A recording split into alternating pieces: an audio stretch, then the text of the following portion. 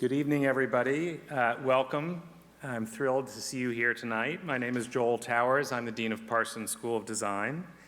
It's a particularly exciting evening for us to host a conversation with Eileen Fisher and Hazel Clark. Tonight's conversation will focus on Eileen's life and work and the development of her extraordinary brand, which has come to represent fashion with a social consciousness through initiatives such as Green Eileen, Vision 2020, as well as educational and collaborative projects which have included partnerships with Parsons. I'll say a little bit more about Eileen in a moment, but let me introduce you to Hazel Clark, our interviewer for the evening. Hazel is a professor of design studies and fashion studies and the research chair of fashion at Parsons, prior to which she was the dean of the School of Art and Design, History and Theory here, where she was involved, amongst many other things, in initiating the MA in Fashion Studies and the MA in Design Studies. Hazel has taught not only here at Parsons, but internationally, and her publications cover subjects including fashion in Hong Kong and China, secondhand clothes, slow fashion, and most recently, fashion and everyday life in New York. Before coming to Parsons, one of her positions was at the head of the Swire School of Design at the Hong Kong Polytechnic, now Hong Kong Polytechnic University. She is a core member of our faculty and has been a great colleague to me and many others over the years, so we're thrilled for having Hazel to interview tonight.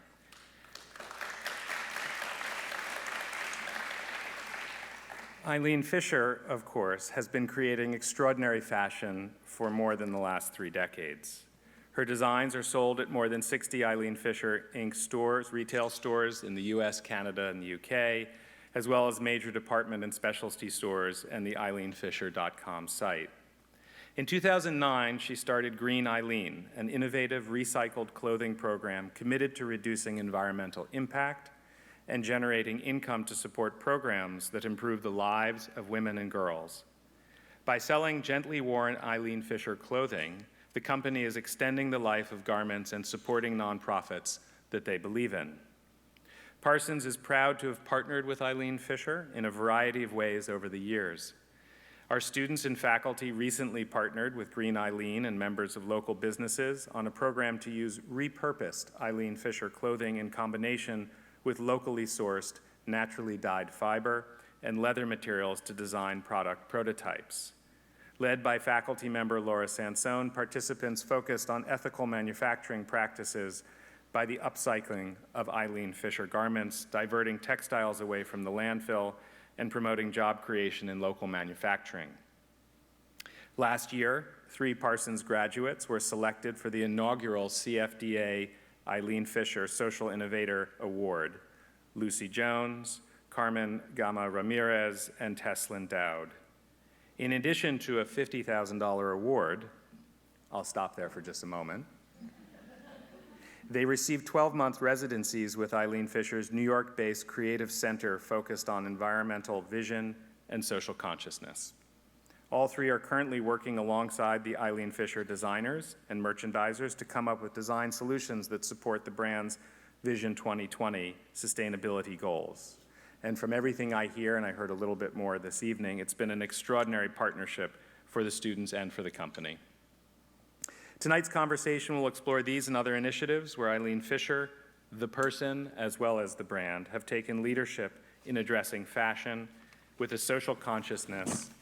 It is a strategy which is especially close to the design mission of Parsons and the wider mission of the new school. So please join me in welcoming Hazel Clark and Eileen Fisher.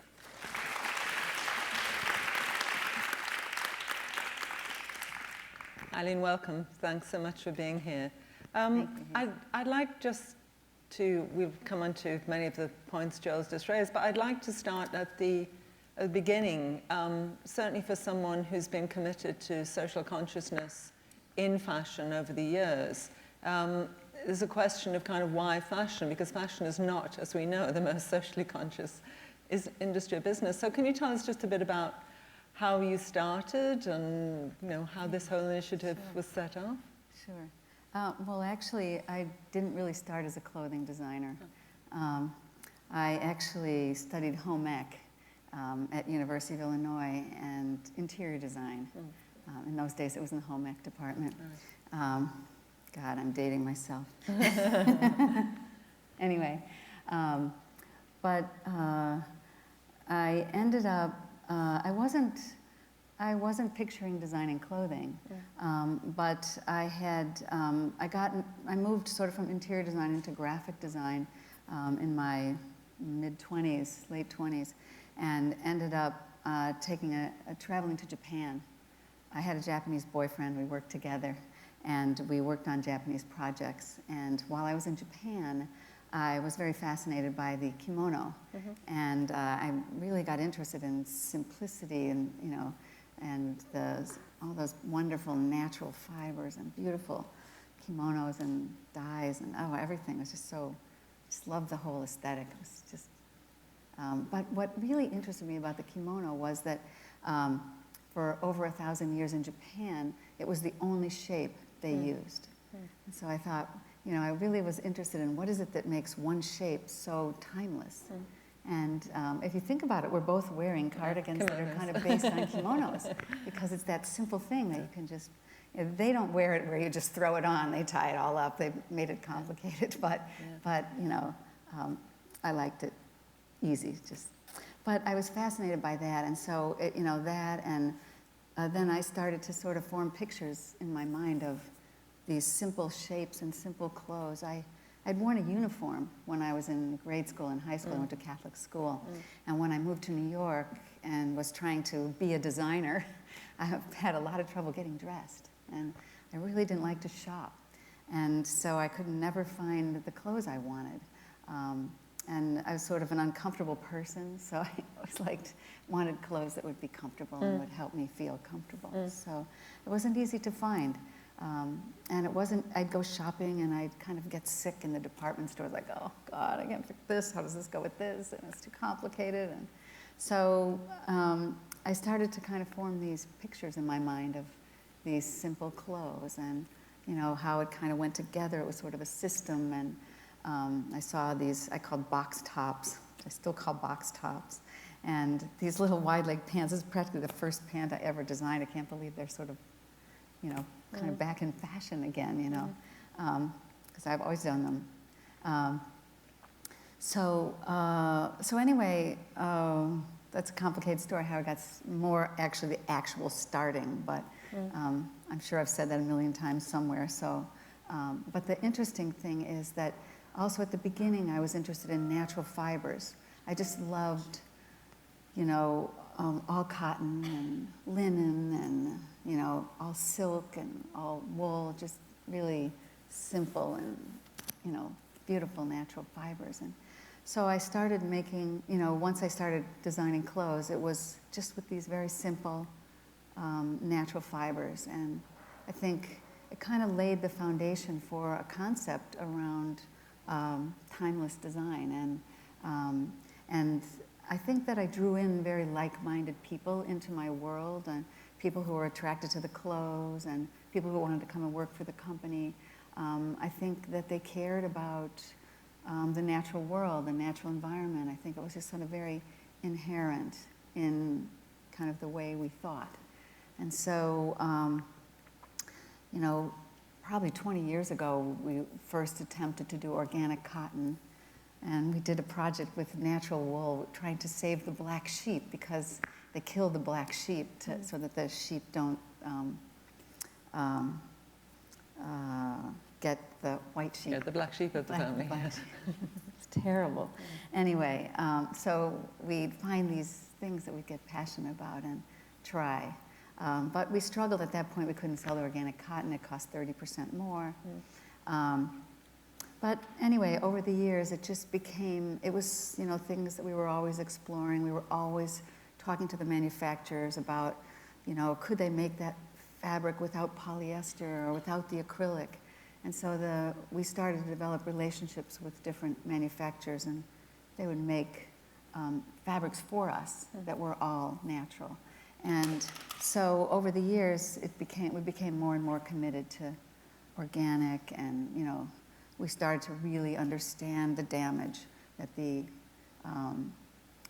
fashion industry does to the environment. And so we started to try to just do everything we could. And probably, you know, I'm trying to remember when we first hired Amy Hall, who had social consciousness. I think that was 97, according to my notes. A long time ago. Yeah. And we were very concerned about the workers in the factories, and we've been doing programs in the factories for many years.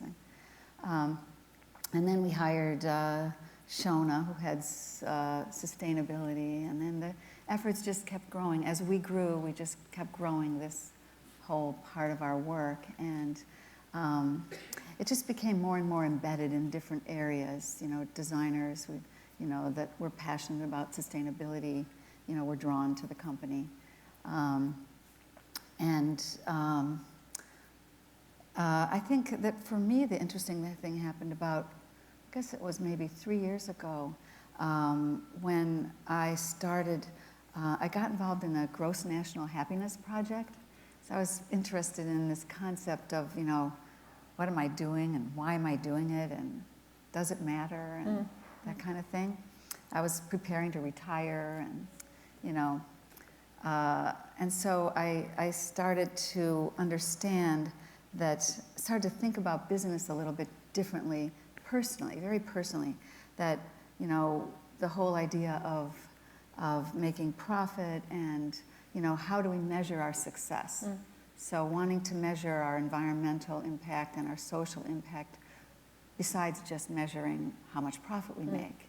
And of course, we always have that struggle. We want to sell clothes. We're designers, and, you know, so we measure ourselves. We look at the sales every week, and so if we're not selling, something's wrong. Yeah. But at the same time, you know, we don't want to just, you know, feed the monster, so to speak, keep growing just to keep selling more and create more stress in the system, or, you know. So trying to look at how we balance the business and create what I'm calling good growth. How do we grow in a way that, you know, works for the workers and works for us and works for the planet? So I found myself personally more and more committed to the work of sustainability and realizing that the whole company, you know, could actually be a force for good, you know, and that the other thing I realized is the importance of my own voice. And I'm this kind of behind the scenes sort of quiet designer, and I just think of myself as designing, you know, simple clothes that are comfortable and they're for real life and they're not so fancy or, you know, nothing like that. They're just simple and workable and all of that. So I always think of myself as kind of behind the scenes. But when I started to get lit up, and I never think of myself as public speaking. I'm, you know, they say that for a lot of people the fear of public speaking is a fear worse than death.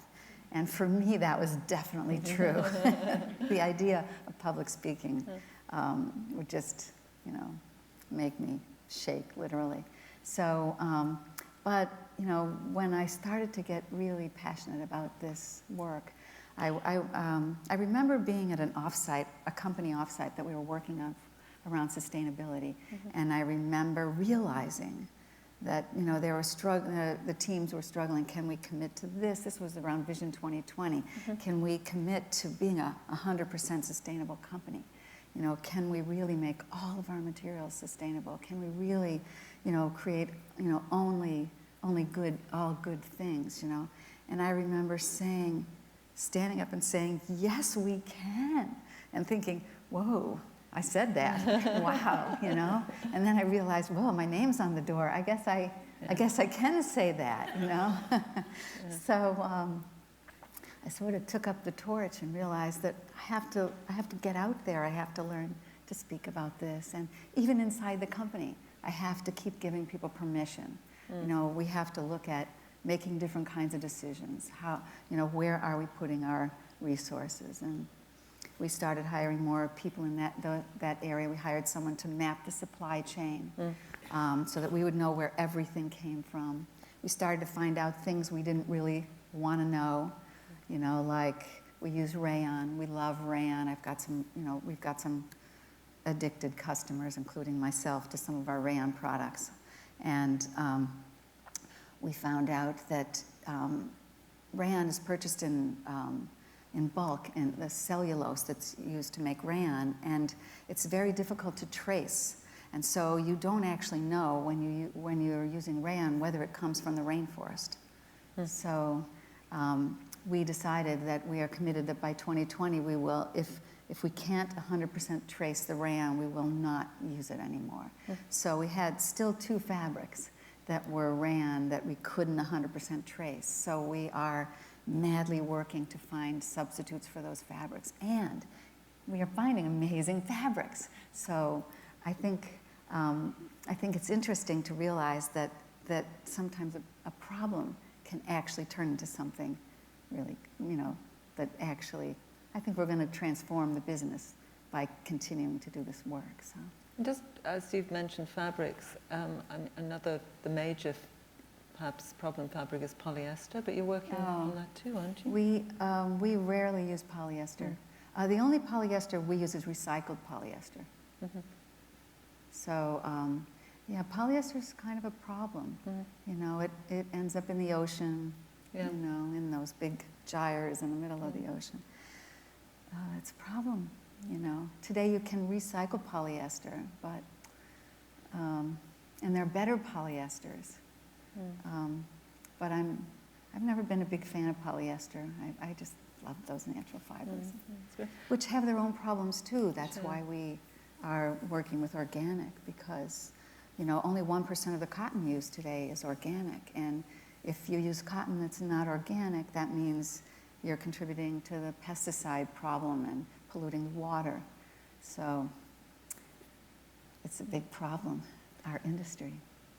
But the other sort of side of this is just the sort of consumer end, because I'm conscious that, Eileen Fisher, I think, and probably the audience would agree, is known for a certain style and certain types of designs, but you don't necessarily promote, unless one goes to your website where there's loads of information, but you don't necessarily promote a sustainability agenda. We can talk about Green Eileen, which we will in a moment, but I was just wondering about, the consumer perception.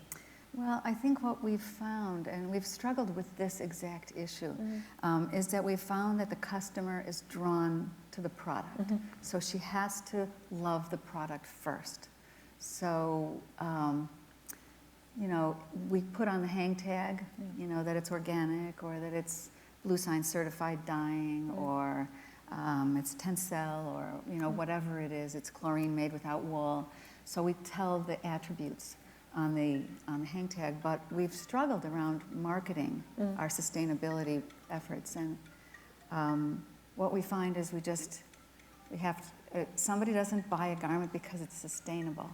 They buy a garment because they love the garment, and they have to love it. They have to want to wear it, and so we have to make products that are lovable and wearable and desirable first.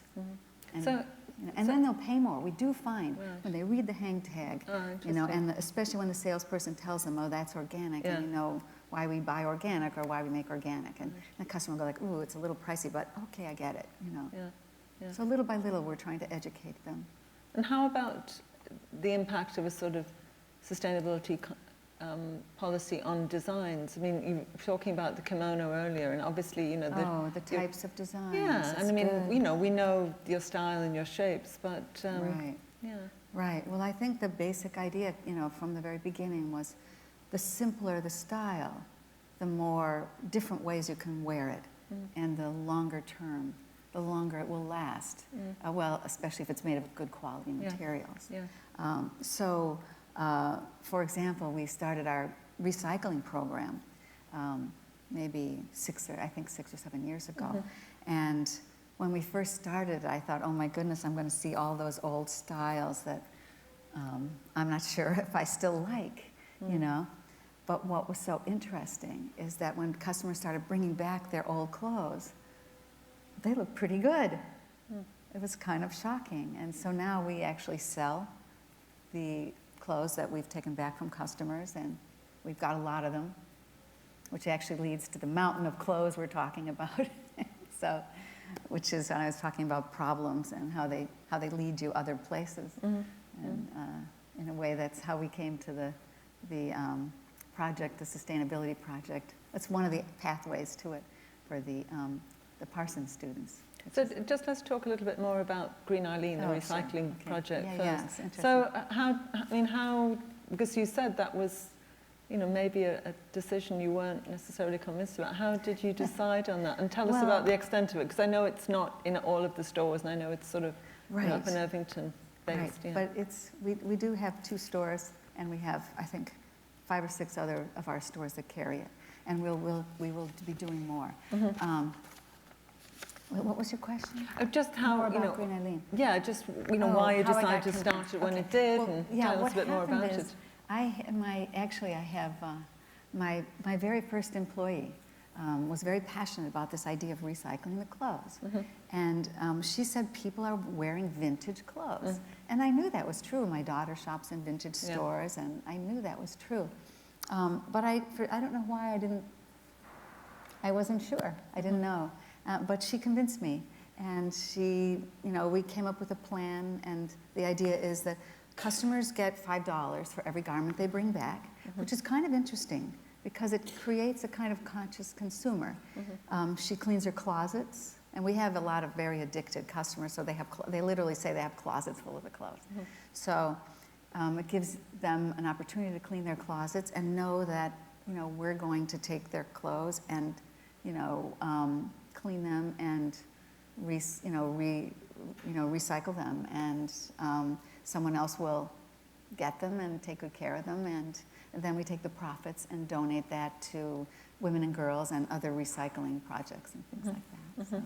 And how's it worked out? I mean, people have brought back the clothes. Many clothes, mountains of clothes. I think we had, when I last, a couple of months ago, we had like 3 warehouses full of clothes. We have tons of clothes. But what's so interesting is that now we're taking those clothes and upcycling those clothes and making the most amazing products. And like we're making rugs. We're making more kimonos that are made from, we're felting pieces together, and old sweaters. We're making so many amazing things, and it's like there's a whole maker's project going on around it. And the other thing we're doing is we're doing these workshops to teach people how to upcycle products, how to make new things out of old things. And, I don't know, it feels like another whole area of the business. And we're actually looking at, we have one store out in Irvington, which is our lab store, and it's sort of a prototype, and we do some workshops there. We have a maker space up there, and we have a learning center up there. And that's where the 3 designers work also, and that's where besides making rugs and other things, they're cutting up garments and remaking things. And this is the 3 students the who've got students, the CFDA. Phenomenal Parsons students. You guys are amazing. God, do you know that we put the call out when we were going to give these awards? We put the call out to 70 schools. Wow! We took all 3 students from Parsons. That I did know. Yeah. Pretty exciting. Huh? Yeah. And they were great students. Great students. Oh my goodness. Yeah. What? Yeah. We've. But does that mean that you might be moving into new areas of design, as you say? Like one thing is leading to another. Yeah, we were talking earlier about the rugs. I think this woman who was my first employee, she's an incredible artist, and she's making a lot of rugs. The students have been making a lot of garments, they're both it's like 2 simultaneous projects, and they're kind of working together. But I think we actually have a home furnishings business that's kind of arising out of this, like these unique, one-of-a-kind rugs, and like I was saying, the kimonos and all these, but also clothing. So we're looking at creating another kind of store that will be more experience, where you'll learn to fix things. Oh, and they're doing the most fun things with this like creative mending, really fun stitches and unraveling sweaters and remake. Oh, it's just so creative. It's just so. But there's also, there's a real need for that. It's wonderful looking at your website, which, it's just full of information and people haven't looked at it. But it actually gives like instructions on how to sew on a button. which sounds crazy, and then you realize how complicated sewing on Oh a my button is, God. that real tacit knowledge. I don't know if I could do it anymore. But there's things that, people don't know anymore, or even how to wash a sweater. I know.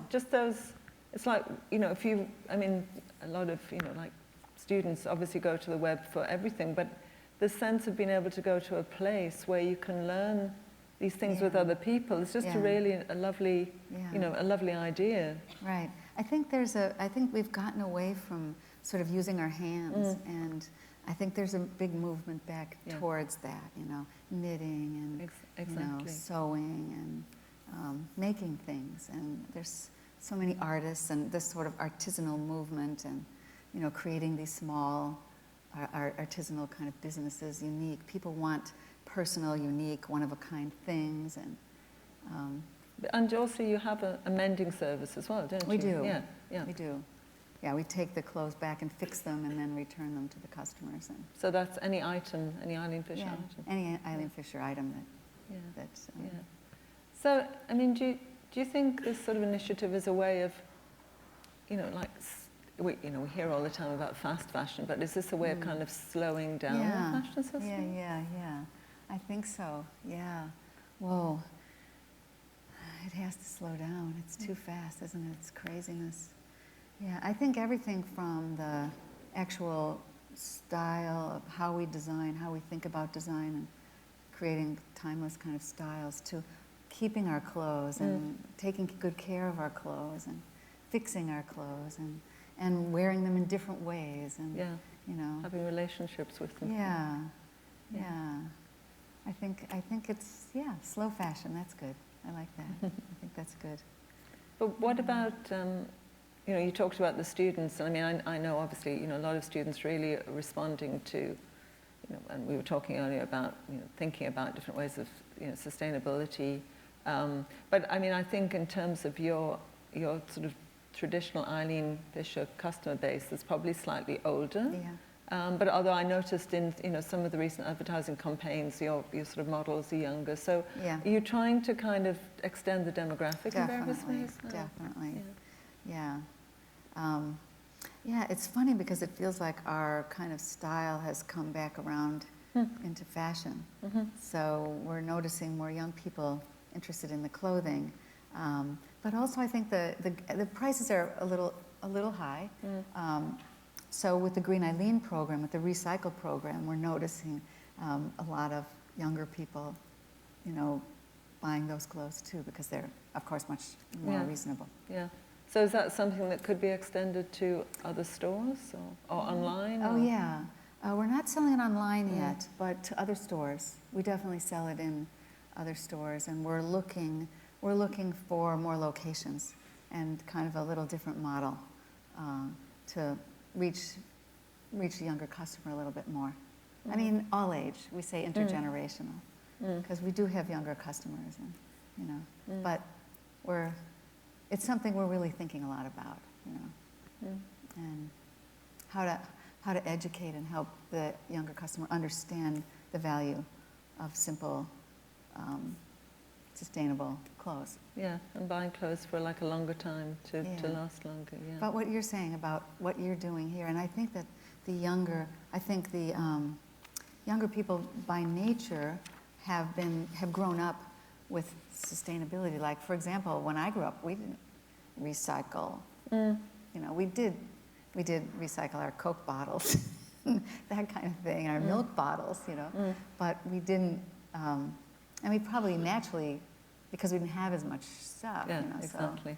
So, I guess it was kind of just part of it, but we didn't think about it. And so, that became, I know as my kids were growing up in school, they learned about pollution and oceans and the cutting down rainforests and, recycling and all of that, which, we just didn't learn about, So I think that's coming up so I feel like we're kind of out ahead of that in terms of making our business, more of I like to think of the whole business as a kind of a closed loop.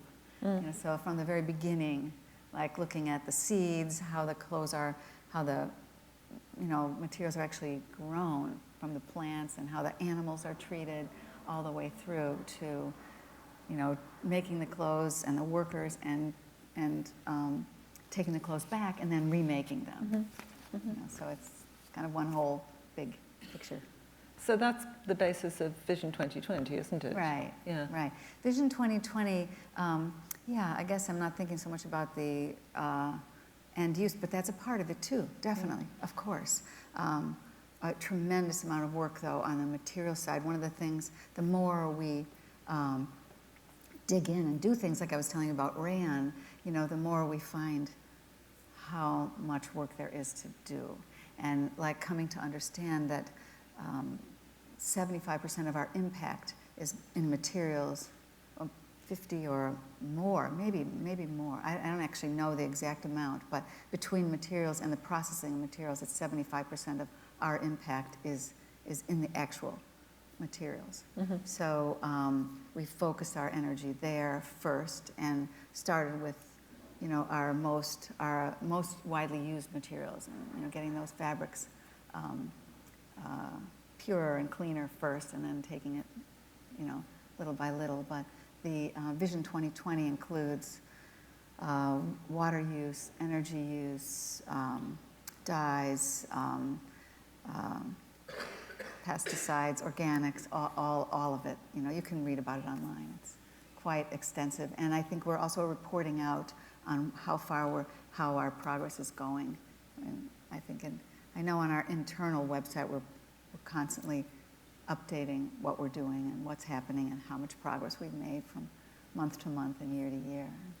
I mean, we usually hear, you know, from the fashion industry that, you know, this is too big a problem, you know, because of lack of transparency, where things are made. So, but you're kind of saying it's not too big a problem. It's a big problem. It's a big problem. And it does make me sad about the fashion industry, because one of the things that we've come to realize as if we think about meeting our 2020 goals and our longer term goal of really being 100% sustainable, that we are a medium-sized company, that we won't change the world alone, you know, that we really have to catalyze the whole industry to change. So that's why I'm delighted about what you're all doing here.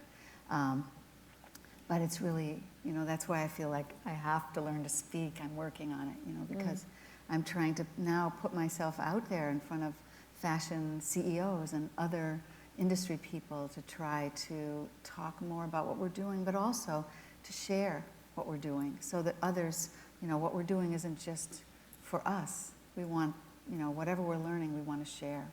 So.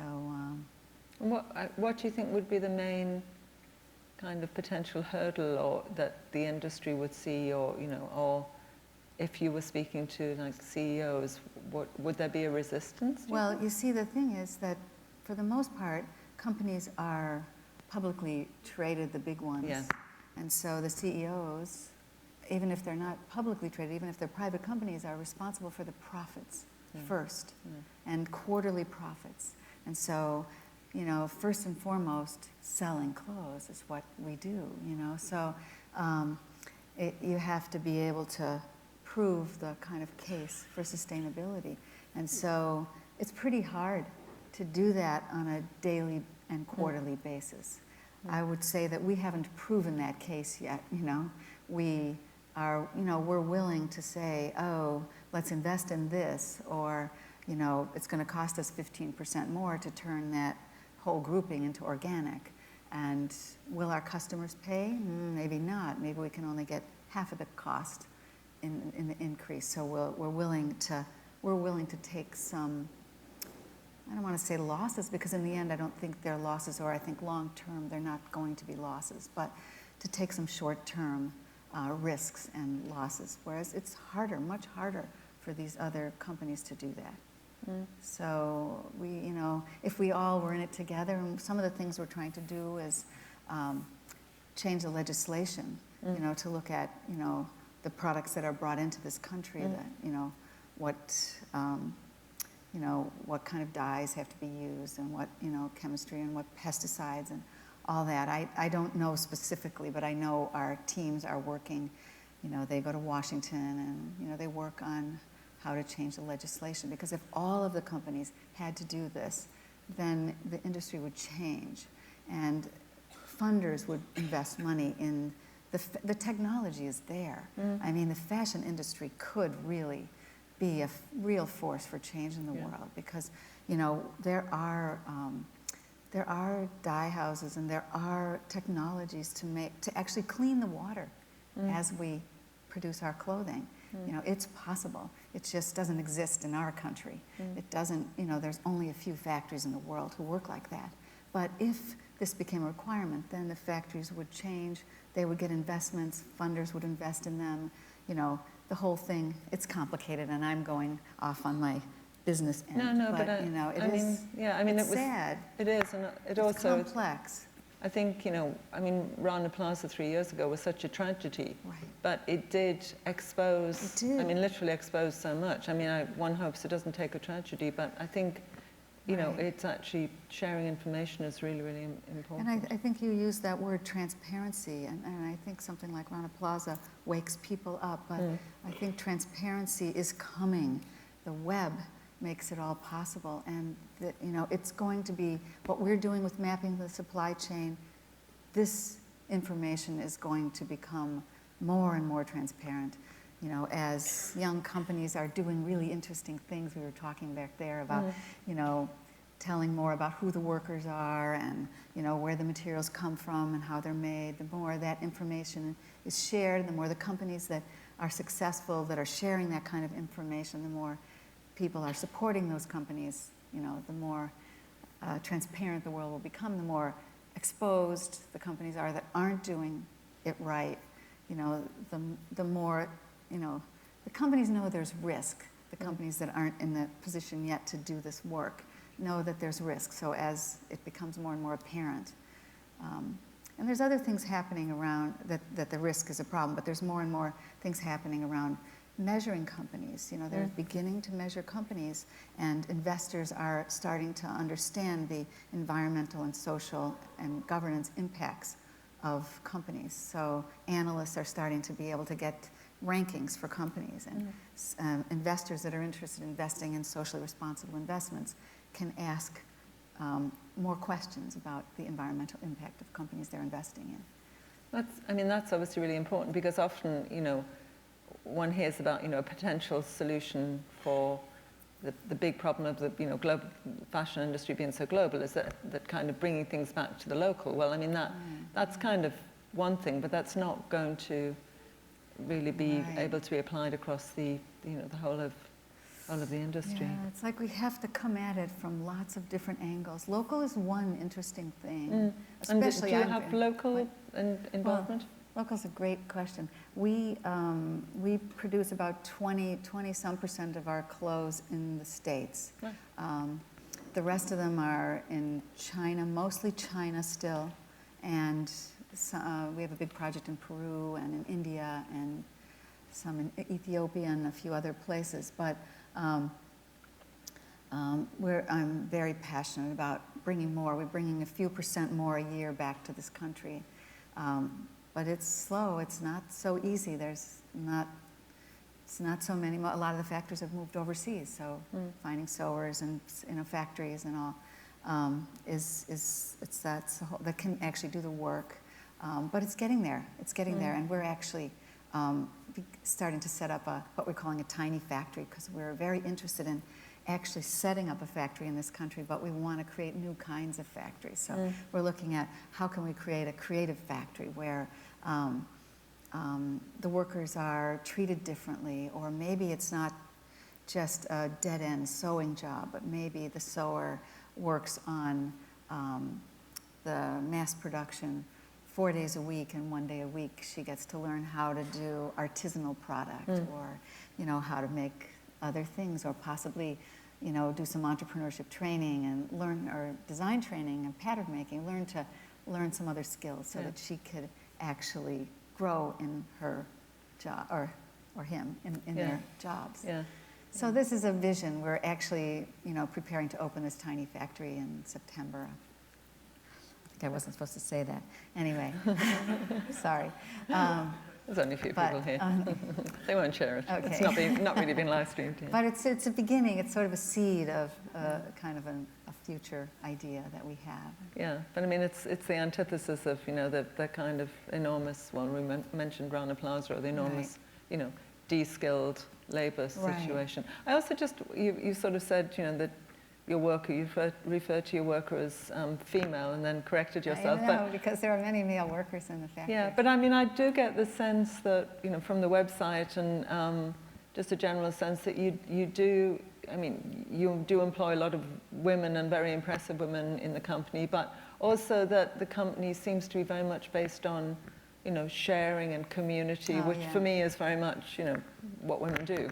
Right. So, I mean, that seems to be, I don't know whether it's really explicit and whether it's, a really, really conscious decision. People but it have seems tried to be very there. hard to get me to make it explicit. What is that weird sort of management, organizational system of circles that you have? Yeah. But it's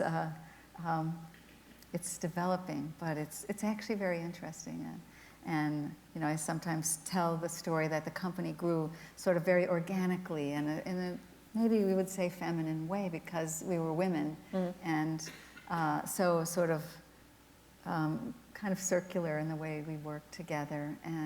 But now we are 1,200 people, and so over the years it has grown, and some parts of it work like that, and other parts work in different ways. But now, as I'm getting older and trying to figure out, as I was saying 3 years ago, I thought about retiring, but then I decided, oh my goodness, I can make more of a difference right here in the middle of the company than I can in the foundation. So that's what I decided to do.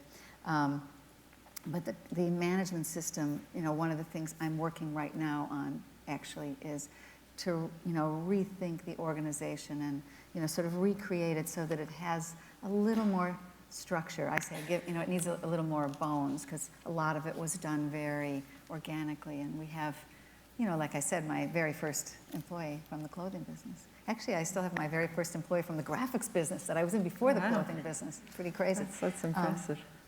But, the idea is to kind of reorganize the structure so that it has a system that will survive when I'm not in there participating on a regular basis. I read on the website you referred to business as a movement. I've never heard of that before. That's quite... Did we make that up? I don't know. Maybe, but it's really, it's interesting. Yeah. Well, I think our latest iteration of our sort of purpose or mission statement is that we create clothes consciously, working with purpose to do business for good. And we really believe that every single person in the company can make a difference, and whether it's how you treat a customer, or how you work with a supplier, or the fabrics that you choose, the materials that how you create clothes, or how you work with the workers in the factories. There's so many opportunities that business isn't. It's just not about just making money, though we have to be responsible and make money. But we have so many opportunities every day just to make the world a better place, to make it more joyful and more caring. It's also going back to the consumer end. I mean, you're not really so much known as a brand outside of the United States. I know you've got stores in London. And just thinking about what you're doing should be it should be much more promoted, but then the way of kind of promoting what you're doing is through the brand and the clothes. I mean, have you got any, ambitions for expansion at the retail level, or is that, I mean, because, the things you're doing, not just the selling clothes, but the workshop and Green Eileen, I mean, it's very, somebody described it to me as, very innovative, but in many ways very beneath the radar. Yeah. Well, let's see. Do I have any ambitions to be more global? Is that what you're saying? I mean, particularly you are obviously at the production level, but particularly in terms of the message or retail or, sort of getting the message out of what you're doing. Yeah. Well, I think in terms of getting the message out, we're just in the process of hiring a chief marketing officer. So that's kind of a new concept for us. So we do have an intention to share more I see. of what we're doing. But the idea of being more global, I think some people in the company have that ambition. I don't know, maybe not that ambitious or something. I kind of do what's in front of me and then I do the next thing. And what I'm most ambitious about right now is what I'm most passionate about is this idea of, calling it personal transformation, this idea that each and every one of us can actually make a difference. And so, you know, I've recently opened a learning lab in Irvington, you know, in the same building where we're going to open the tiny factory and where the students are working, graduates are working. And it's very much about helping people to understand their personal power and what they can do, and how, you know, whether it's you know, helping them understand their purpose, or, you know, how they can be, you know, be a force for change in the world. And so that's what I guess I'm passionate about, each and every one of us being able to, like me, trying to find my voice, realizing that I can actually tell people, you know, more about what I'm doing and what we're trying to do, and maybe that'll make a difference. And I think all of us have that opportunity, you know, in every conversation and every connection to actually bring kind of more of ourselves into the situation and just make the world a better place. But actually, you know, clothes are a way of doing that. I mean, fashion is often seen as kind of very trivial and unimportant, but, you know, we all kind of not just wear clothes, but we kind of speak to each other through our clothes. We so, do. you know, it's potentially a very important or very powerful kind of area to be in. It's making me think that, you know, for years women have said to me, "Oh my God, you're Eileen. Thank you. You changed my life. Wow. Your clothes have changed my life." And I'm always very curious, why do you say that? Yeah. And, you know, they'll say, well, it's just like I'm comfortable, or I can just be myself in your clothes, or I just feel good, it's just easy to get dressed, or something like that. So that's interesting, you know.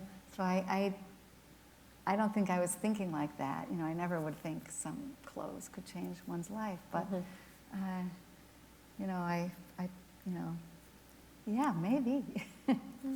That's pretty cool. Yeah, no, I think that idea really of cool. kind of just doing what's sort of natural to us, you know, like what I was drawn to, what I was passionate about, and, you know, that I think that is how we change the world. And even if it's designing clothes, or making music, or writing, or doing business, whatever it is, you know, it's an opportunity.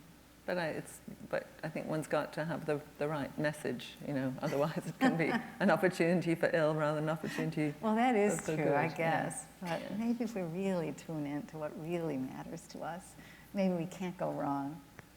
Maybe we're just doing things for the wrong reasons. Yeah. I don't know. So I will throw it open for some questions in a moment. I'm sure people want to ask questions. I'm very curious what everybody's thinking. I just wanted to maybe finish with, you know, asking about, on that theme, and you've talked about Vision 2020. Will there be a Vision 2030? I mean, will you achieve 2020 by 2020? It's a big deal. There's still a lot to do. Yeah. Well, I think that's a really important point. And certainly there still is a lot to do, and there will, I'm sure, be a Vision 2030.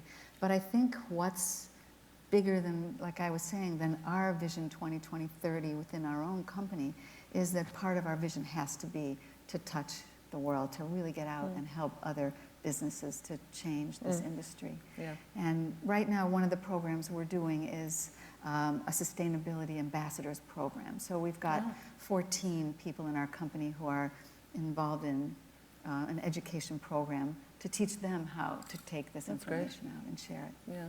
And just on that, I mean, the possibility of even working with high schools, because that seems to be where, you know, really fundamental things should be being addressed. They're not necessarily. Well, yes. You made me think of our girls program, so I don't know if you know that. No, I don't. We've had a girls leadership program for 5 or 6, 7 years, I think now. Yeah.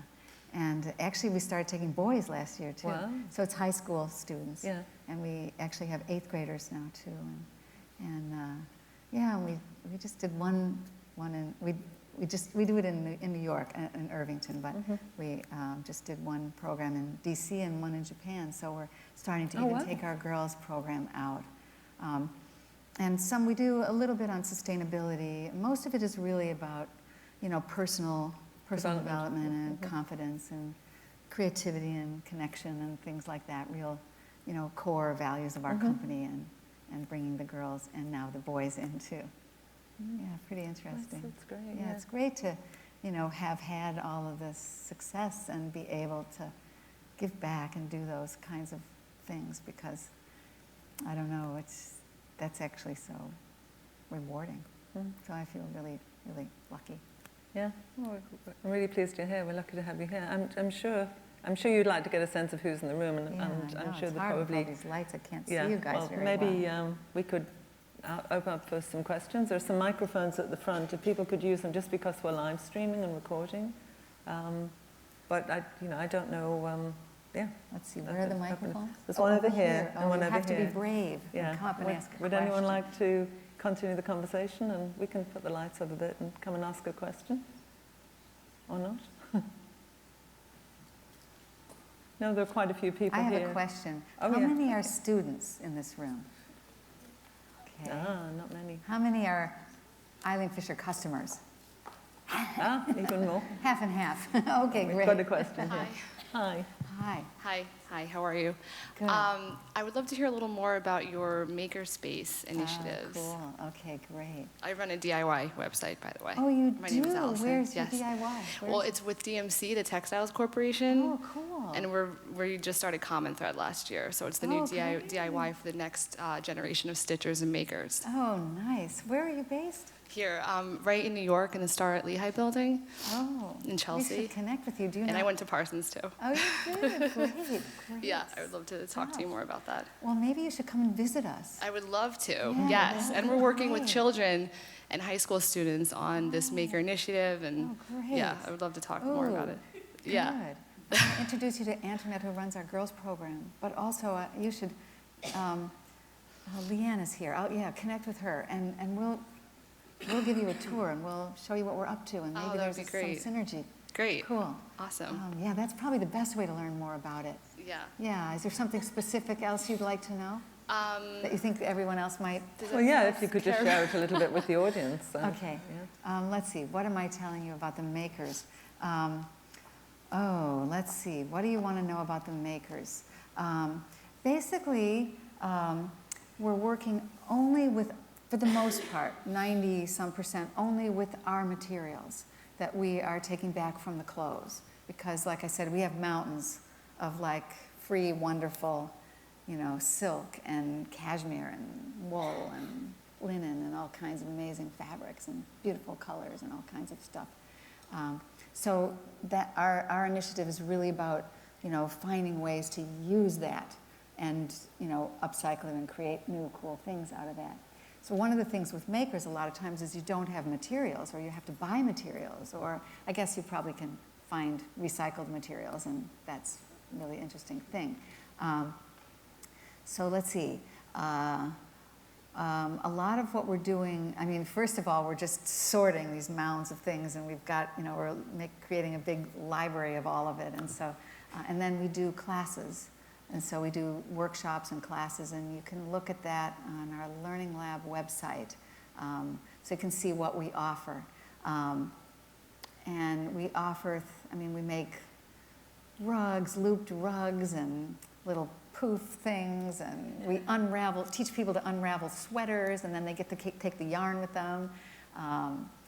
Let's see, what do we do?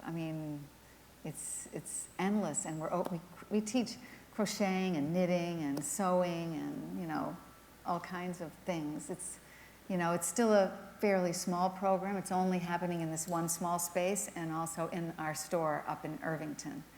And we do some dyeing. We do shibori dyeing.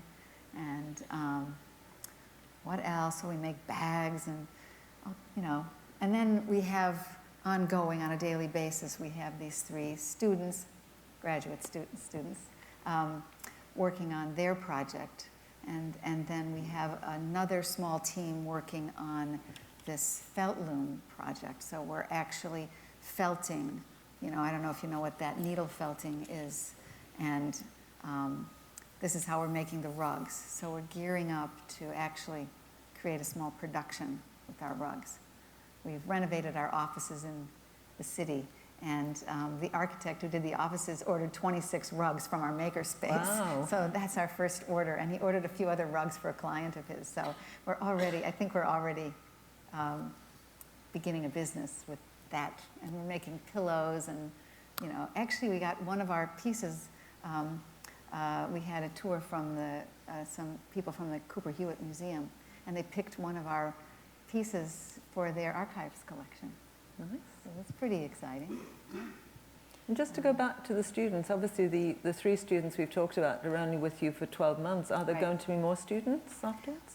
Well, I don't know the answer to that. I hope so. One of the things we're right now in the process of doing is trying to hire all 3 of them, but Oh, well, that's great. I know that one of them already has another job, but I think we're Oh, great. working on the other 2. We also have part of the makers operation is out on the West Coast because we have a separate recycle program going on out there. So in Seattle, we have a really cool recycle store out there, and several young women who are doing, making cool things. You know, they have a whole different set of things they're doing out there, and now we're doing a few like pop-up stores with selling some of our Green Eileen. We did a pop-up store in our Columbus Circle store, outside of our Columbus Circle store, and we showed some of the projects that we do in our makerspace. And then I think we might have sold some Green Eileen, our recycled product or something that day, and we just tell people about the project. So we'll be doing more of those kind of pop-up shops in our stores. We occasionally do that. I think we did one in our Soho store. But we hope to open another store sometime fairly soon and bring it a little more so that everybody doesn't have to go up to Irvington to do this. That would be really But good, you would be an interesting connection for us, so good.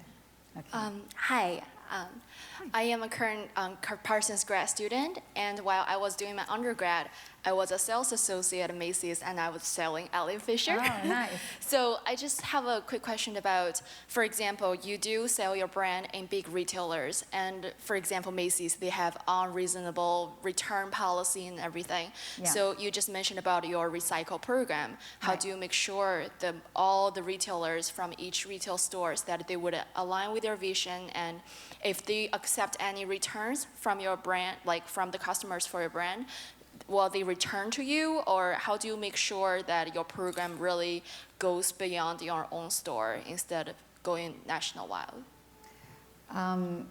So you're saying customers that return product that they don't resell, like at Macy's, Exactly. for example? For example, Macy's, that as long as you don't even need to have a tag, as long as you bring back anything you don't like, they accept the returns. While I Right. was selling, I didn't accept any Eileen Fisher returns that time. That's great, but I would have think during the shifts, not mine, there's people really return things, and Yeah. how do you make sure your recycle programs really work Yeah. also with all the retailers? Right. Well, that's a really good question. That's another area of opportunity. That's great. For the most part, I think that those retailers send the things that get returned to their own outlet type stores, I'm pretty sure. I don't actually know. So I know that we are I better not say, in conversation with at least one of the department stores about our recycle program and whether the customers could bring back to the department stores, but right now we're not set up for that. So it's a good area of opportunity, though. Thank you for suggesting it. Thank you. I don't know where we're going with it, but they can, if they buy it at Macy's, they can return it to our stores, or they can send it to us. You know, Thank you. right now, that's the only way we do it. I think there's a question. Oh, sorry. Oh, this one. Yes. Hi. I love your clothes, and I buy them at Columbus Circle. I just bought a pair of your sandals for the summer because I have attractive feet. They're the only things that aren't overweight, and they really flatter the foot, Oh, especially well, that thank you. nude color. But what I wanted to ask you is, I've been in the fashion business, and I worked for Ralph Lauren, and Ralph said he didn't want to lose me, et cetera. Except I'm a print designer, and I don't do graphic design or print, I don't do computer graphics. Oh. And I don't know exactly what I want to ask, but I just would like to get back in the game. But of course, my age is a barrier, and maybe you could just comment on that, the age thing. That you don't, you're a print designer, but you don't do the digital. Well, I'd like to, sorry. I don't know. I'd like to learn.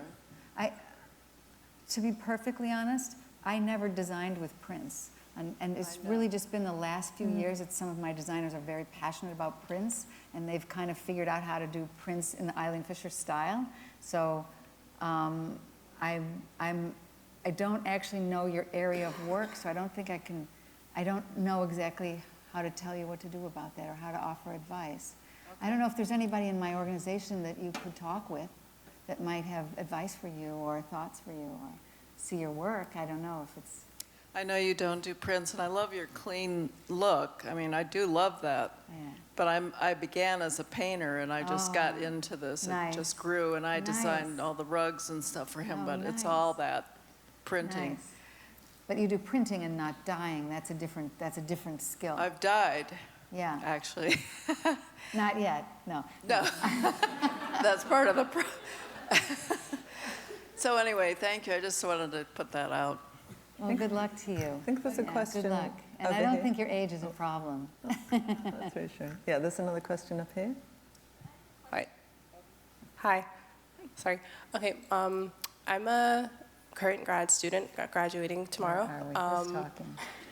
It's on there in the white shirt. Oh, thank you. Current graduate. Studied strategic design and management here at Parsons, and so part of my thesis work and the work I want to do beyond is on small and medium-sized ecosystem design. So businesses functioning as ecosystems, entrepreneurial ecosystems, et cetera. Nice. And so I love the Eileen Fisher brand and how you care about like the ecosystem effects of your business and your brand. And I wanted to know, especially in low of you speaking of creating a different type of manufacturing plant or a different type of workplace, what do you find is essential to creating an ecosystem space, workspace that enables people to think differently? That's something I work on a lot. What to say to that? Well, I think there's certain qualities of the kind of people that you want to draw in. You know, people who are kind and people who are talented, and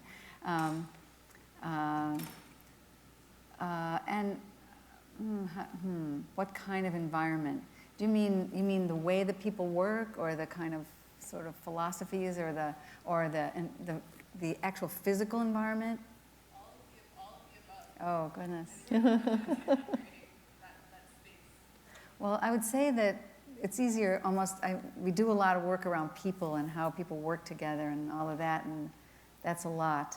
So it's maybe too complicated to talk about almost. But in terms of space, coming out of interior design, I've always been, passionate about how space can support us to work better and connect better.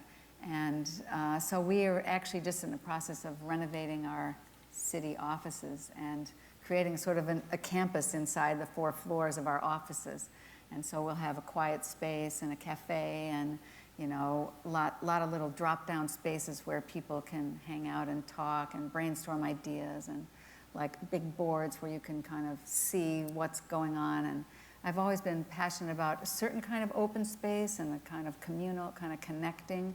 Because for me, the work that we do is a system. It's like always trying to make the clothes go together. And so people need to know what other people are working on and doing. And it needs to keep, there needs to be a lot of, connecting in my world in terms of the kind of work that we do.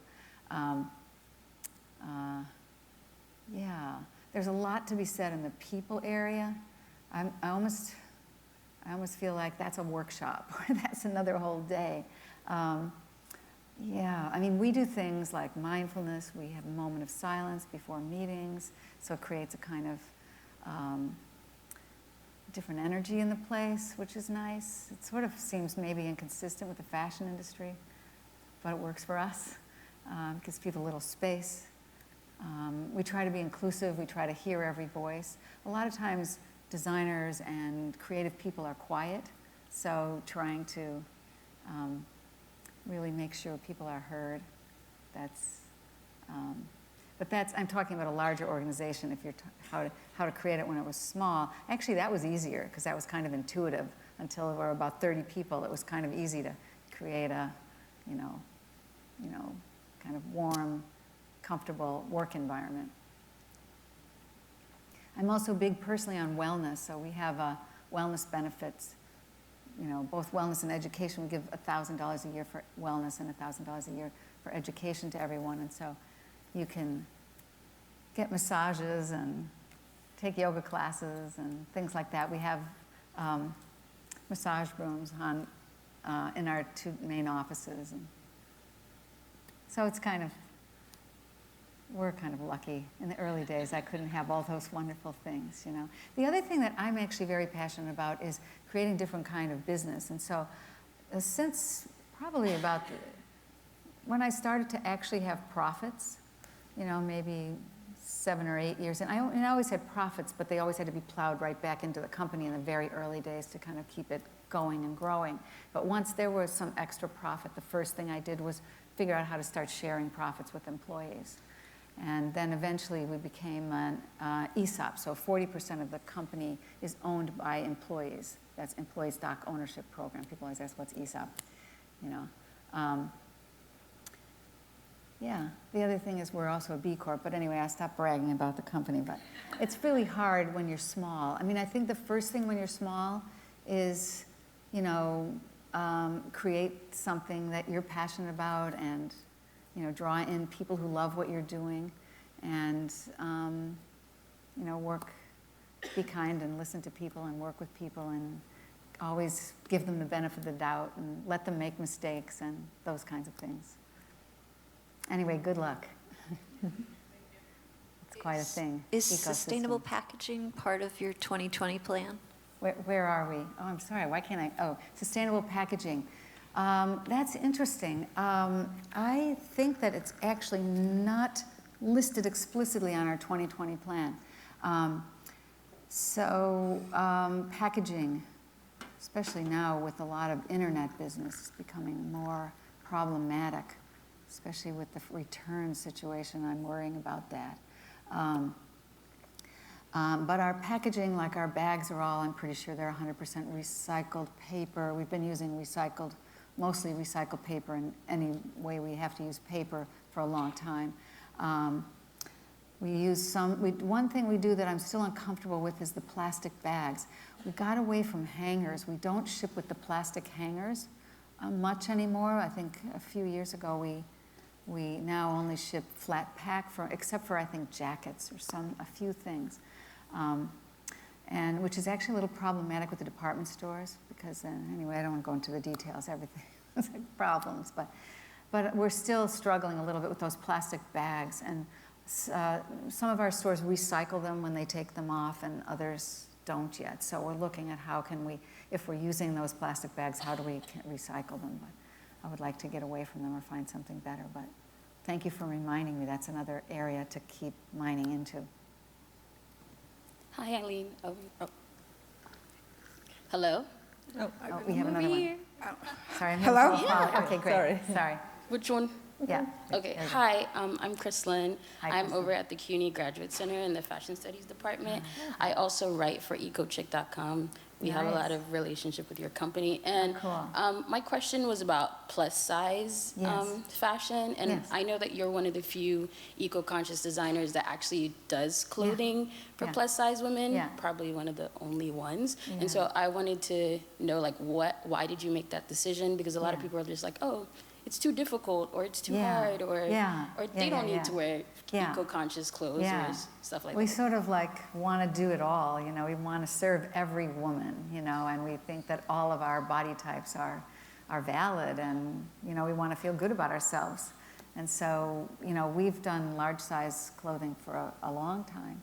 And we also do petites, and now we're actually even doing extra, extra small, because some people are complaining that, you know, they're too small to wear our clothes. So, you know, we want to really serve all sizes, and we think everybody is beautiful.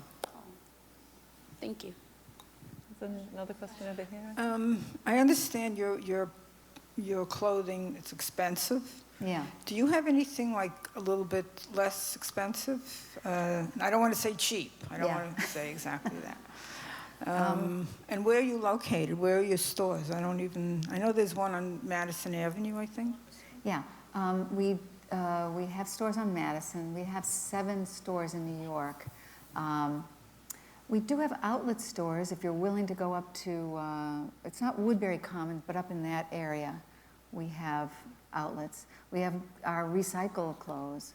We don't actually do a lower price line, which many, not most, but some designers do.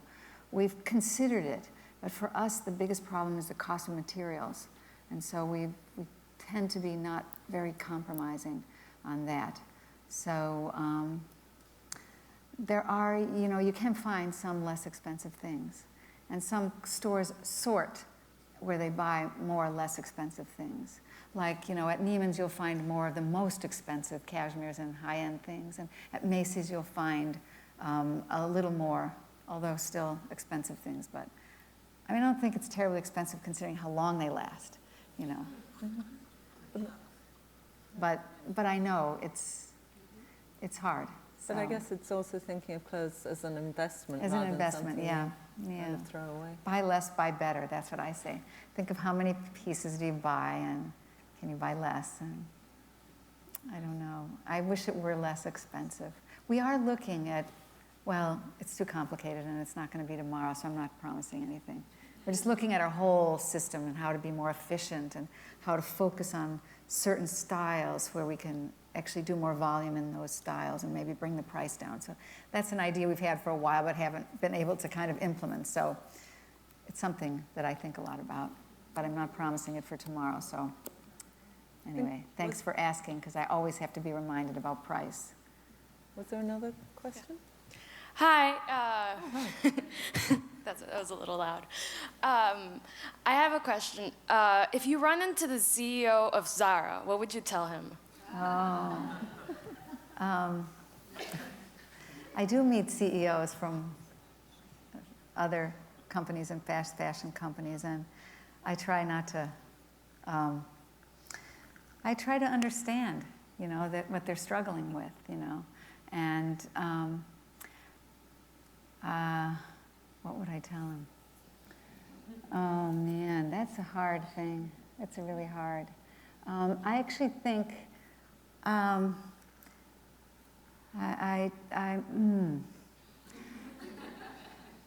well, I think that there are ways that those companies can do a lot more.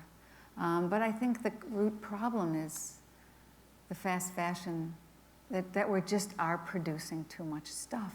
So I think that that's a difficult problem. So I don't know. What would I say? I would like to work with them. You know, I would share anything we know. I would, you know, maybe together, you know, because one of the things I have talked to groups of fashion industry CEOs and talked about how we could work together and how we might share information and how we might, I don't know, that's a hard question. I think about it a lot though, because I do have some of those opportunities and I think it's important. That's a difficult, Yeah. And if there's one last question, I don't really want to. Oh, I know, I thought of one thing. I do say to those CEOs that it's really important that they think about getting out ahead of the sustainability problems, because it's a risk.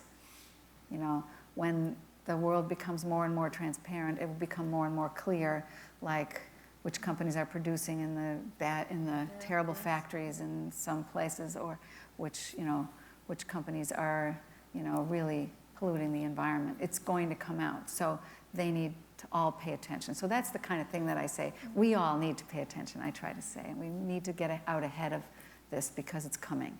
And it might be 5 years and it might be 10 years, but more and more the world is becoming transparent, and it's a huge risk for them. So anyway, that's what I try to say, but I try to be not, I have all the answers and you have to do it my way, or else.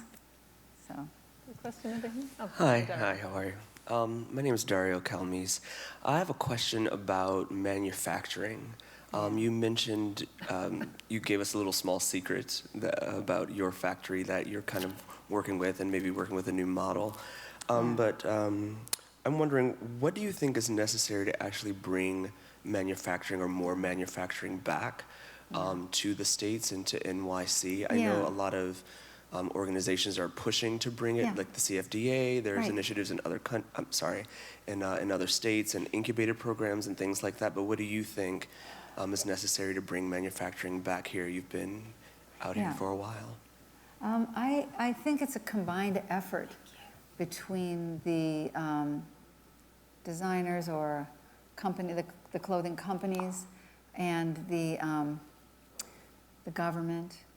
I think, there are some good tax incentives that are in place, I think, for people bringing factories back here, or but I also think there's issues around workers and training workers.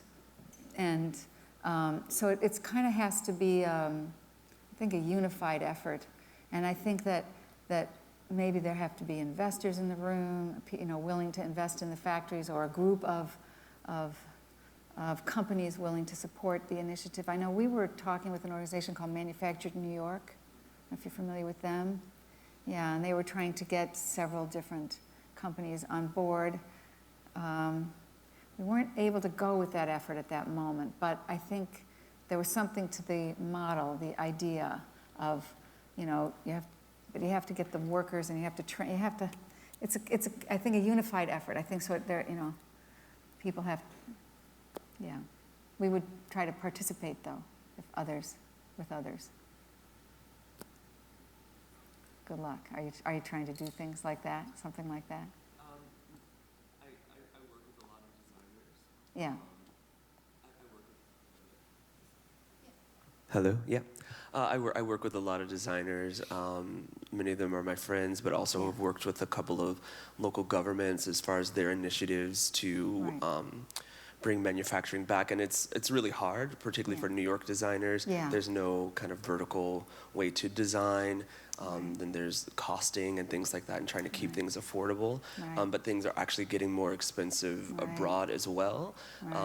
And so I'm just trying to look above and kind of see how maybe, places like Detroit and, a collapsed economy there can maybe support New York, or places like St. Louis, which is where I'm from and where Ricky's from, which is like the second largest garment industry outside of New York. And how can we reinvigorate that to then maybe support the designers here or something like that. So I'm just trying to get an idea from a designer who's been out here for a really long time, and you've seen the change, you've seen the evolution, but it is something that I think, we as a country and as an industry could really, really benefit from. And I know it's complicated, and a lot of people have to be moving and thinking, but what's the catalyst, and how do we organize in a way to educate people coming out of high school that,